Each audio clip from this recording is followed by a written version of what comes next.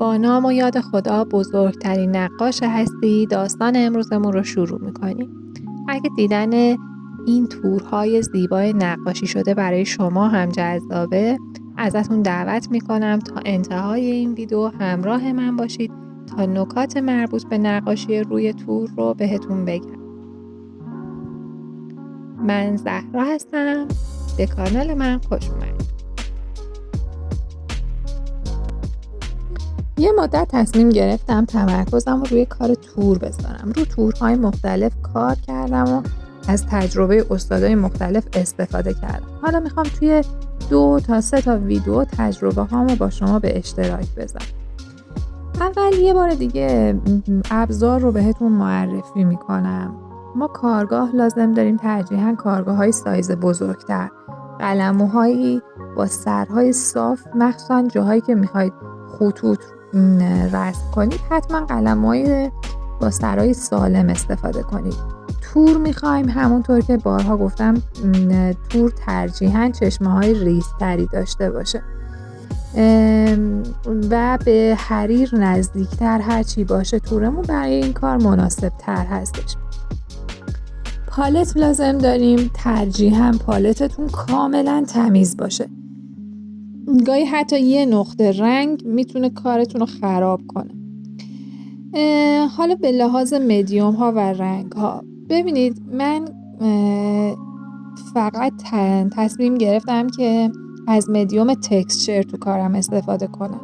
یعنی مدیوم بینده رو من کاملا اومدم حذفش کردم. رنگ سفید استفاده میکنم توی کارام، رنگ صدفی استفاده میکنم و مدیوم تکسچر و مواد پفکی. من دیگه به این نتیجه رسیدم که بیندر نیاز نداره رنگای پارچه برای کار رنگ روی تور و توی ویدیوهای قبلی که برای تور گذاشته بودم استفاده میکردم بیندر، ولی دیگه به نظرم اومد که تکسچر کافیه و نیازی نیست که بیندر استفاده کنید. هرچند توی این مدت من دیدم بعضی از دوستان چسب پارچه یا ژل شیشه‌ای استفاده میکنن. شما میتونید خودتون این مواد رو بگیرید، تست کنید و خودتون به یک فرمولی برسید که چه موادی کار رو براتون بهتر میکنه. من خودم ترجیح دادم که دیگه فقط رنگ سفید، رنگ صدفی و تکسچر به عنوان زیرساز استفاده کنم. ببینید رنگ صدفی یا کلا رنگ‌های متالیک پیگمنتشون بالاتر نسبت به بقیه رنگ‌ها. حالا پیگمنت چیه اصلا؟ ببینید پیگمنت یا رنگدانه با کمک چسب بیندری که داخل همون رنگ وجود داره یه اتصال سطحی با پارچه برای ما برقرار میکنن. حالا هرچی که پیگمنت رنگ ما بالاتر بره منافذ رو برای ما بهتر میپوشونه. رنگ صدفی وقتی که میاد روی تور قرار میگیره منافذ رو برای ما خیلی خوب میتونه بپوشونه. من برای اینکه رنگ صدفیم یه مقدار رنگش روشن‌تر بشه یکم با سفید ترکیب میکنم و برای اینکه مطمئن بشم منافذ پارچم به خوبی پوشونده میشه کمی تکسچر بهش اضافه میکنم. اگر هم بخوام خطوط بکشم روی کارم میام از مواد پفکی استفاده میکنم که اون خطوط برجسته باشه و اون حالت پفکی به من کمک میکنه. ببینید من برای ساخت مواد زیرسازم 3 واحد مثلا رنگ سفید که میارم 2 برابرش یعنی 6 واحد رنگ صدفی میارم توی کارم. این رنگ صدفی خیلی خوب میتونه منافذ پارچه رو برای ما بپوشونه.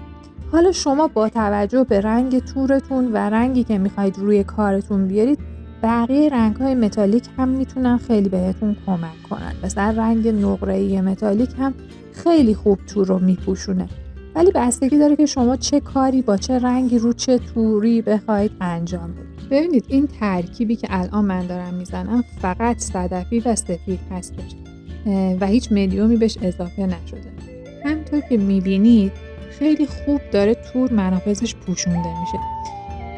چون که این توری هم که من دارم یه تور حریره و منافذ و چشماش خیلی ریز بود. به خاطر همین این ترکیب میتونست منافذ رو برای من ببنده. حالا من محض این که مثلا احتیاط کنم که جایی باز تو کار اذیت هم نکنه، یه نوک قلم بهش بیندر یه نوک قلم تکسچر بهش اضافه میکنم. بیندر اصلا نیارین تو کار. ببینید شما تورتون رو تست کنید. از مقدار کم تکسچر شروع کنید با ترکیب سفید و صدفیتون. کم کم بهش تکسچر اضافه کنید و تست کنید روی تورتون. ببینید چقدر تکسچر لازم دارید. تکسچر وقتی زیاد قاطی میشه، روی کارتون زیاد باشه، یه حالت چسبندگی به کار میده که خیلی جاها میتونه کیفیت نهایی کار شما رو پایین بیاره. برای همین هم تا جایی که میتونید از تکسچر کم استفاده کنید. انقدری که تورتون نیاز داره تکسچر بیارید روی کارتون. اگر هم که خواستید که کار رو به صورت خطی اجرا کنید، مواد پفکی بیارید. مواد پفکیتون هم زیاد استفاده نکنید. من مثلا الان برای این مقدارم 2 تا نوک قلم به همون الان این ترکیبی که دارم مواد پفکی داخلش میریزم همون سفید و صدفی و تکسچره که من یه مقدار دارم مواد پفکی هم داخلش میارم. برای کشیدن خطوط، نوشتن حروف، اینها میتونید از این مواد پفکی استفاده کنید، ولی میگم باز هم زیاد نیارید چون که کارتون رو آسیب پذیر میکنه مواد پفکی زیاد.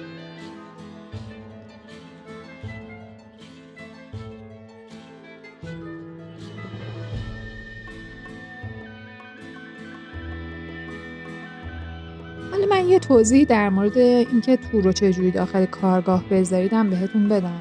ببینید تور 2 جهت داره. یه جهتش که کشسانیش خیلی زیاده، شما وقتی بکشید متوجه میشید.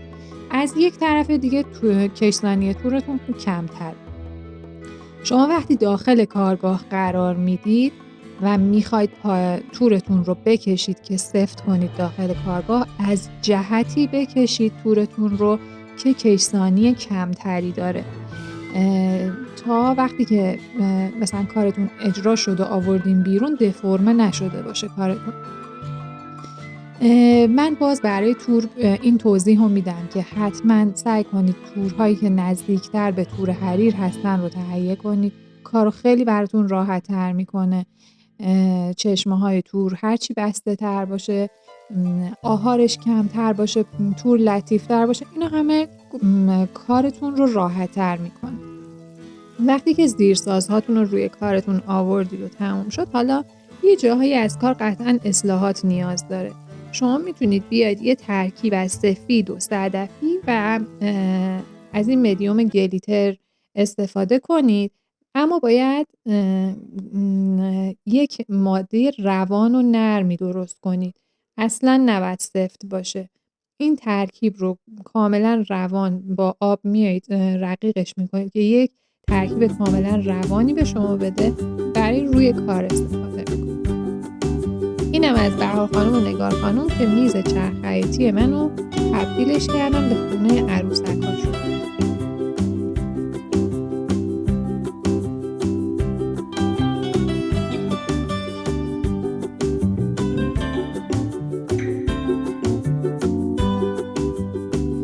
یه توضیح هم در مورد انتقال طرح روی تور بهتون میدم. ببینید به روش‌های مختلف میتونید این کار شما انجام بدید. یکی این که تورتون رو توی کارگاه ببندید، طرحتون که روی کاغذ کشیدید زیرش بذارید، بیاید با استفاده از این روان‌نویس‌های سفید یا با استفاده از خودکار حرارتی طرحتون رو منتقل کنید. حتما حواستون باشه که خودکار حرارتی پاک بشه، یعنی حتما تست کنید. یه راه دیگه هم این که با استفاده از رنگ سفید و یه قلموی ظریف دور کارتون رو میتونید دورگیری کنید و اینطوری طرح منتقل میشه. یه راه دیگه هم این که کاغذ رو بالا قرار بدید، تورم زیرش بذارید و یه کاربنم وسطش. برای این کار حتما باید 2-3 تا وسیله سنگین روی کارتون قرار بدید که تورتون به هیچ عنوان تکون نخوره و بعد طرحتون رو منتقل کنید. بعد از اینکه طرح منتقل شد، کار رو کاملا قشنگ توی کارگاه فیکس میکنید و میریم برای مرحله اجرا. ببینید باید برای رنگ‌گذاری روی تور قلموی شما آغشته باشه به رنگ کاملا، یعنی نباید کم رنگ باشه روی قلمو. از طرف دیگه به هیچ عنوان نباید قلمو رو روی تور فشار بدید. اگر فشار بیارید که مثلا موهای قلموتون بخوابه روی تور، باعث میشه که نتونید منافذتون رو خوب بپوشونید. بسیار آرام، انگار داره نوازش میکنه قلموتون تور رو. بسیار آرام حرکت میدید قلمو رو روی تور و موادتون رو منتقل میکنید به تورتون. این ترکیبی که من الان دارم میارم مواد پفکی هم داره، یعنی سفید و صدفی، تکسچر و مواد پفکی. هر چقدر خواستید خطوطتون ظریف‌تر در بیاد، قلموتون رو نسبت به تور عمودتر نگه دارید تا خطوط ظریف‌تری در نهایت به شما بده.